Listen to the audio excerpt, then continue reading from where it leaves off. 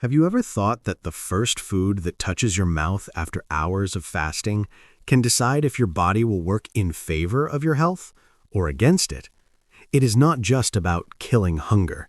It is almost like pressing a button on your metabolism. Depending on whether you start with carbohydrates, protein, or fat, the body responds in very different ways.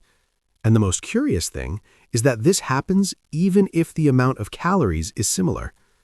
Imagine the scene. You went several hours without eating, whether because you slept, skipped breakfast, or did an intermittent fasting protocol. Then comes that classic doubt.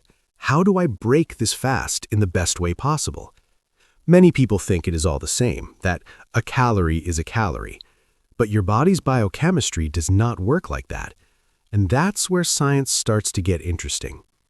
Throughout this video, you will understand what changes inside when you decide to break the fast with bread, with eggs, or with a spoonful of fat, for example. And there is an important point. There is no single answer that works for everyone. However, there are very clear patterns that science has already observed. And I will tie all this together at the end, so you can build your best first meal with awareness and not by guessing. Before talking about what you eat, we need to understand how the body is while you are still fasting. After a few hours without food, insulin levels drop, and the body starts to depend more on stored fat as a source of energy.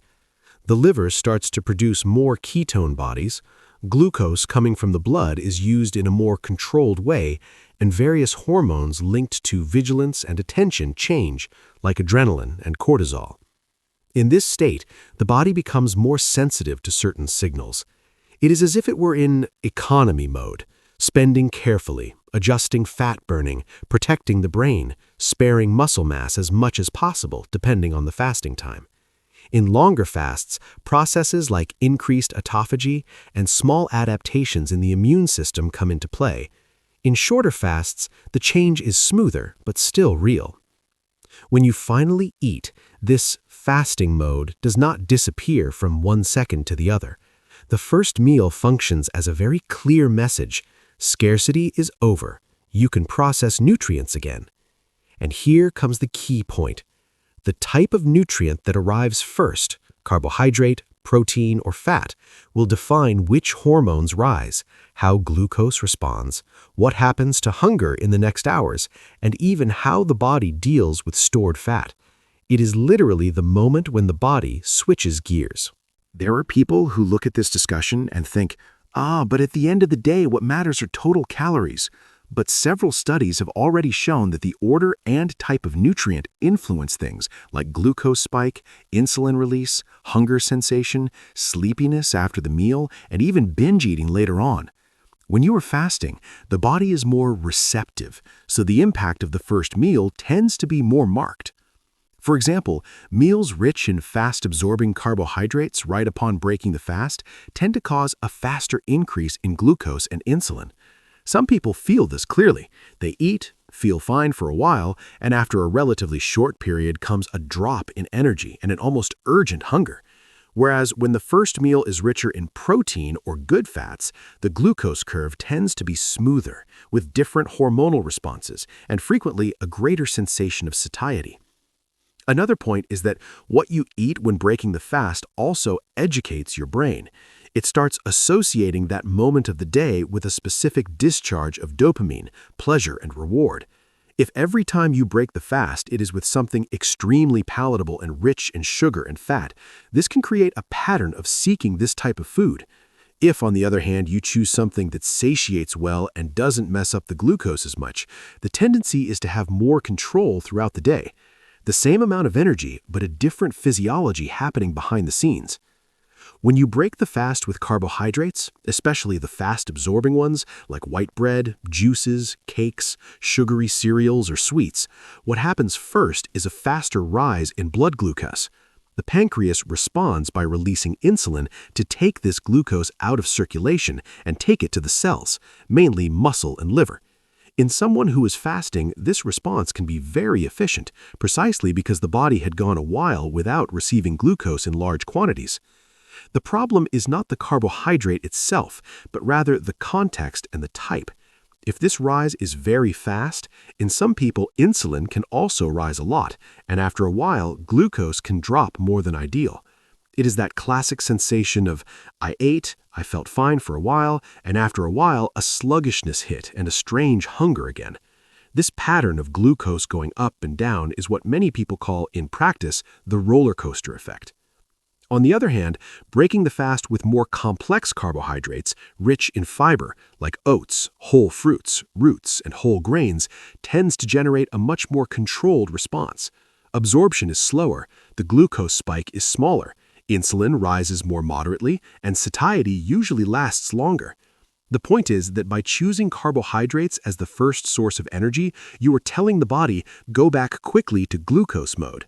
In some goals, this can be interesting, in others, not so much. Further ahead, I will show you how this relates to goals like weight loss, performance, and metabolic health. Now, imagine that your first meal after the fast has protein as the protagonist. Eggs, natural high-protein yogurt, lean cheeses, meats, tofu, or a combination of legumes, for example. The body's response changes completely. Protein stimulates hormones related to satiety, like cholecystokinin and peptide YY, and helps to better control hunger in the following hours. Many people notice this in practice. When they break the fast with protein, it takes longer for that urge to snack to hit. Furthermore, protein activates pathways related to tissue construction and repair, like the mTOR pathway, important for muscle mass maintenance. After a period where the body went a while without receiving amino acids, providing quality protein right at the break of the fast can be a strategic way to signal material is available, you can repair, you can rebuild. This is especially relevant for those who train or want to preserve lean mass while losing weight. Another interesting detail is that protein usually causes a smaller impact on glucose when compared with simple carbohydrates. It can even stimulate insulin, but in a different way, and usually generates a more stable sensation of energy. Of course, nothing is magic. Everything depends on the whole meal and the rest of the day. But when protein is the base of the first meal, the message to the body is more geared towards satiety, tissue maintenance, and stability, and less towards rapid energy peaks. Still, in this video, I will show you what happens when you combine protein well with carbohydrate and fat right in sequence. Before moving on to the part where fat enters the story and we start comparing different goals, let me ask you one thing. Comment down below with what you usually break your fast today. Is it bread? Is it fruit? Is it coffee with some fat? Is it egg? Is it all mixed? I want to know what is most common in your routine, because this says a lot about the way your body is reacting every day. When you break the fast with fat as the protagonist, like coffee with butter or oil, egg yolks, fattier cheeses, nuts, or avocado, the body's response is quite different from that which appears with carbohydrates. Fat almost doesn't mess directly with blood glucose and stimulates insulin very little. This tends to generate a sensation of more constant energy without that peak and rapid drop that many people feel with bread or sweets right in the morning. Another important effect is that fat delays gastric emptying. Translating, the food stays longer in the stomach, which can increase the sensation of satiety in some people. Hormones linked to digestion and the biliary system come into play, like cholecystokinin, which also helps to modulate hunger. In those who were already coming from a longer fast, this can keep the body a little longer in that state of greater use of fat as fuel. But there is a detail that cannot be ignored. Fat is very dense in calories. A small amount of food can concentrate a huge energetic load. If the idea is to lose weight and the person starts the day with large doses of fat, without realizing, they can end up blowing the total energy throughout the day. So, breaking the fast with fat can indeed bring stable energy, but if there is no awareness of quantity and context, it becomes an elegant caloric trap. It looks clean and low carb, but the final balance doesn't add up. In real life, rarely does anyone break the fast with a single isolated macronutrient. The most common is a plate with carbohydrate, protein, and fat at the same time. For example, bread with egg and cheese, yogurt with fruit and nuts, rice, beans, and meat, and so on. When everything arrives together, the body needs to coordinate various responses at the same time.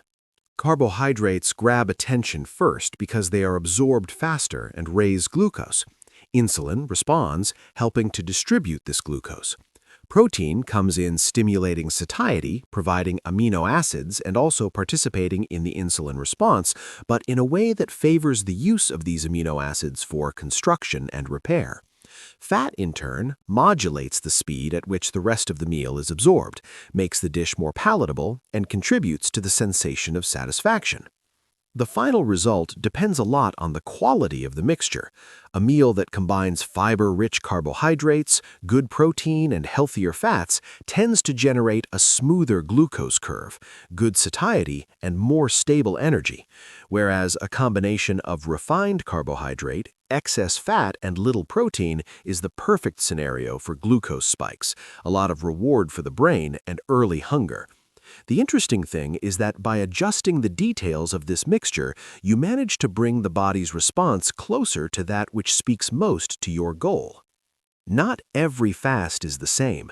An interval of 12 hours without eating, like from the end of the night until breakfast, is very different from spending 24 hours or more fasting. In shorter fasts, the liver still has stored glycogen. The body has already used a little more fat, but without such profound changes. In this situation, the response to carbohydrates, proteins, and fats is more similar to that of a common day, only with a slightly higher sensitivity. In longer fasts, the scenario changes. Hepatic glycogen reserves drop, the production of ketone bodies increases, and the body adapts the brain and muscles to use more fat and ketones as fuel. When you break this type of fast with a large load of simple carbohydrate, the transition is more abrupt. Glucose rises faster, insulin needs to act firmly, and some people feel this physically, with sleepiness, discomfort, or even malaise, depending on individual sensitivity. Whereas when the break of a longer fast is done with well-distributed protein and fats in moderate amounts and better quality carbohydrates, the return usually is smoother. The body comes out of fasting mode without such a big shock. This does not mean that there is a mandatory way to break a long fast, but it makes clear that the time without eating changes the context, and with that also changes the way each macronutrient will be received. Now enters the part that many people ignore. There is no best way to break the fast that works for everyone, because the goal changes everything. If the priority is weight loss, the first meal needs to help control hunger, avoid binging later, and keep the total energy of the day at a level that makes sense. In this case, protein gains a very strong role, combined with fiber and fats in amounts that help to satiate, without excesses. For those who want to gain muscle mass, especially if they train close to the time they break the fast, the combination of high-quality protein with more strategic carbohydrates makes sense. Protein offers amino acids for muscle construction, while carbohydrates help replenish glycogen and favor performance in workouts, as long as this is inserted into a coherent plan. Here, the fear of carbohydrates can hinder more than help if everything is well distributed. Whereas for those focused on metabolic health, like insulin resistance, family history of diabetes, or very marked glucose spikes, the priority is to avoid that roller coaster. Breaking the fast with protein, fiber, and healthier fats, leaving carbohydrates in less refined forms and in adjusted portions, can be a good strategy. Do you realize how the right question isn't what is best to break the fast, but rather what is best from my goal and for my context? That is what differentiates a random choice from a smart choice. Getting here, one can see that there isn't a single savior food, but it is possible to draw up good practical guidelines. A good way to think is like this.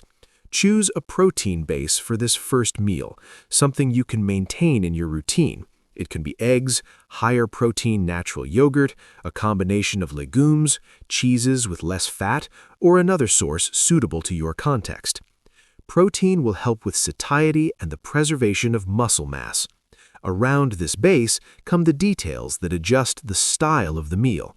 If you want a smoother glucose response, prioritize fiber-rich carbohydrates like whole fruits, oats, roots, or whole grains in portions that make sense for your energy expenditure, complete with more interesting fats like avocado, nuts, seeds, or olive oil in moderate quantity. This creates a meal that tends to be more stable both in energy and appetite. In practice, this can turn into simple combinations like scrambled eggs with vegetables and a bit of avocado, natural yogurt with fruit and seeds, or a savory dish with beans, a portion of protein, and vegetables. The important thing is that this first meal speaks to your goal and your reality, not to a passing fad. If you want, you can comment on which of these combinations makes the most sense for you to test first, because the body responds to science, but it also responds to consistency. And if this video helped you see breaking the fast in a clearer way, don't forget to strengthen the channel. Leave your like, subscribe to follow more content where I explain science in a simple way, and share with that person who is always doing intermittent fasting but chooses anything when it's time to break the fast.